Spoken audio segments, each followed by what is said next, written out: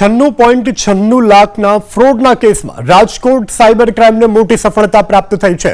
આરોપી મોહમ્મદ હનીફ ઇસ્માઇલ મિયાની પોલીસે ધરપકડ કરી છે। અગાઉ ભાવનગરના 4 આરોપીઓની ધરપકડ કરાઈ હતી। રાજુ સોલંકી, યુવરાજ મોરીની કરાઈ હતી ધરપકડ। કિશોર ઉલ્વા અને વિજય ધનવાણિયાની પણ ધરપકડ કરવામાં આવી હતી। 2024 રાજકોટના કુણાલભાઈ જયંતિભાઈ ચાંદ્રા નામના એક વ્યક્તિ સાથે શેર બજારમાં ઇન્વેસ્ટમેન્ટ કરવાના નામે 97 લાખ રૂપિયાનો ફ્રોડ થયેલો હતો।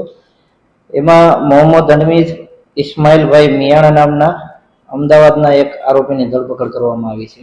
ફરિયાદી કુણાલભાઈ ઇન્સ્ટાગ્રામમાં રીલ્સ જોતા હતા ત્યારે તેમને એક એડવર્ટાઇઝ આવેલી। એ એડવર્ટાઇઝ ઉપર ક્લિક કરતા એક bmainxtb.com નામની એક વેબસાઇટ ખુલી હતી। એ વેબસાઇટ ઉપર પોતે પોતાના મોબાઈલ નંબર એન્ટર કરેલા તો એમને વોટ્સએપમાંથી એક મેસેજ આવેલો હતો અને એ મેસેજ કરનાર વ્યક્તિએ એમને વેબસાઇટ ઉપર રજીસ્ટ્રેશન કરવા કહેલું। તો કુણાલભાઈએ આધાર કાર્ડ, પાન કાર્ડ અને પોતાના ઈમેલ આઈડીની ડિટેલ નાખીને એક રજીસ્ટ્રેશન કરેલું અને પોતાનું એકાઉન્ટ ખોલાવેલું હતું।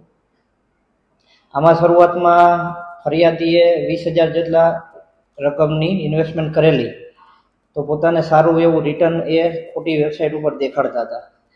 પછી અરજદારને વધુ વિશ્વાસ આવતા અલગ અલગ એકાઉન્ટમાં પોતે કુલ 97 લાખ રૂપિયા જેટલી ઇન્વેસ્ટમેન્ટ કરેલું અને જ્યારે અરજદારને પોતાની રકમ વિથડ્રો કરવા ના દીધી પછી અરજદારને પોતાની સાથે સાયબર ફ્રોડ થયેલું છે એવો અહેસાસ થયેલો, જેના આધારે ફરિયાદ દાખલ થયેલી હતી।